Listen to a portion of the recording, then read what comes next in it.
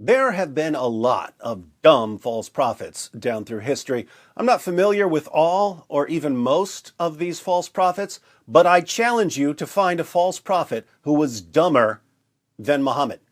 We'll read a few passages and you can tell me if I'm right or wrong. We'll read a quick comment from Aisha about some of the worldly things that Muhammad really liked. Then we'll briefly review a topic that we've considered before, namely Muhammad accepting a poisoned meal from a woman whose family he had just slaughtered. Then we'll read a few short passages about what Muhammad did right after that. And we'll see that as dumb as you thought Muhammad was for accepting a poisoned meal from a woman whose family he had just slaughtered, he was so dumb that he learned absolutely nothing from his mistake. So, first, some worldly things that Muhammad really liked. Ibn Sa'd, Volume 1, page 469. Aisha said, "The Prophet of Allah, may peace be on him, liked three worldly objects: perfume, women, and food.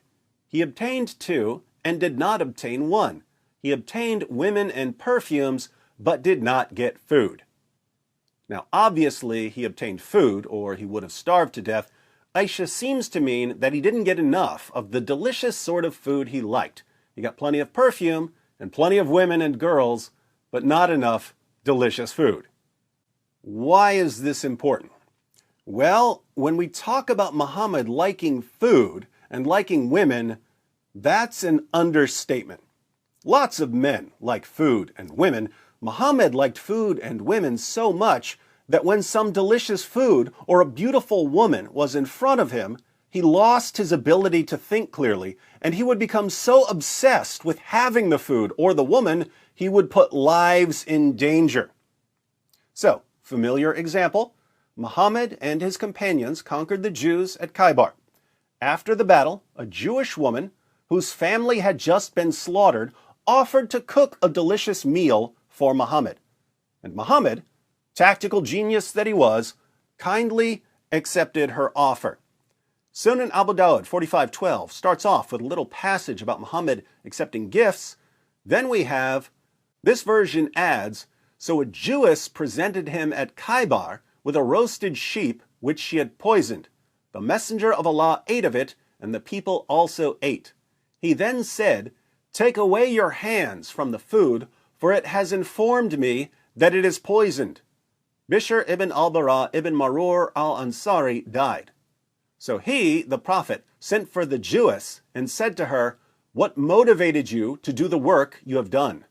She said, 'If you were a prophet, it would not harm you, but if you were a king, I should rid the people of you.' The Messenger of Allah then ordered regarding her, and she was killed. He then said about the pain of which he died, 'I continued to feel pain from the morsel which I had eaten at Khaybar. This is the time when it has cut off my aorta.'" So, this poison eventually killed Muhammad. He spent a few years in pain, and then it killed him. This story in Sunan Abu Dawud is missing an important detail. We can find the important missing detail in Ibn Sa'd, Volume 2, page 252. The Apostle of Allah sent for Zainab bint al-Harith and said to her, "What induced you to do what you have done?" She replied, "You have done to my people what you have done. You have killed my father, my uncle, and my husband. So I said to myself, if you are a prophet, the foreleg will inform you, and others have said, if you are a king, we will get rid of you." Muhammad killed this woman's father, her uncle, and her husband. And then she offered to cook dinner for him. I've never met a person dumb enough to think it's a good idea to accept a meal from a woman whose family he just slaughtered, but Muhammad's about to get even dumber. What did Muhammad do after he was poisoned? Well, what did he really like besides food? Perfume and women, right? There are a bunch of passages about Muhammad almost getting himself killed again. We'll just cover the basics here. Sahih al-Bukhari, 42:11. Narrated Anas bin Malik, "We arrived at Khaybar, and when Allah helped his apostle to open the fort, the beauty of Safiya bint Huyay bint Akhtak, whose husband had been killed while she was a bride, was mentioned to Allah's apostle. The prophet selected her for himself and set out with her. And when we reached a place called Sid Saba, Sophia became clean from her menses. Then Allah's messenger married her. Hais, i.e. an Arabian dish, was prepared on a small leather mat. Then the prophet said to me, I invite the people around you. So that was the marriage banquet of the prophet and Sophia. Then we proceeded towards Medina, and I saw the prophet making for her a kind of cushion with his cloak behind him on his camel. He then sat beside his camel and put his knee for Sophia to put her foot on in order to ride on the camel. This is glossing over some important details. So, Muhammad and his companions conquered the Jews at Khaybar. They divided up the spoils of war, and one of Muhammad's companions took Sophia as his sex slave. But then Muhammad heard how beautiful she was. As we just read, the beauty of Sophia bint Huyay bint Akhtak, whose husband had been killed while she was a bride, was mentioned to Allah's apostle. The prophet selected her for himself. But she had already been given to someone else as a sex slave, so Muhammad had to buy her. What did he buy her with? Sunan ibn Majah 2272. It was narrated from Anas that the prophet bought Sophia for 7 slaves. This woman was so beautiful, Muhammad bought her for 7 slaves, so he could have her for himself.